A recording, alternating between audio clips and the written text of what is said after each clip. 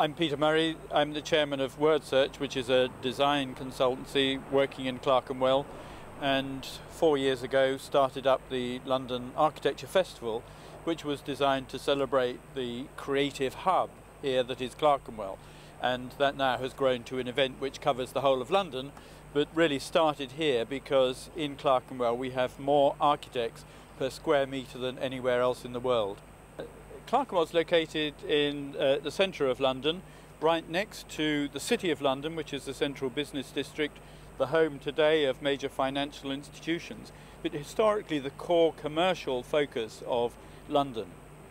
And so the people who lived and worked here really serviced that area, and it's the same today. Service companies here working in old industrial premises which provide the cheap rent that suit designers and suit them in terms of the actual space it provides.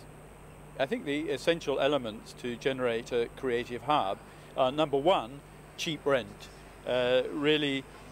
Most creative industries cannot meet the sort of rentals that the people in the central business district do. A lot of the buildings around here were occupied by artisans during the 19th century, and the sort of space that they had is ideally converted now into studio space for designers and for architects.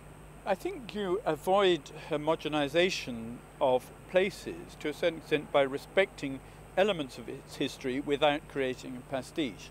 I think one of the interesting things about Clerkenwell is that it is a very tight, fairly dense, narrow streets, and I think by retaining the sort of scale of the environment without moving into the wider, larger floor plate sort of buildings you get over in the City of London, you do create this differentiation.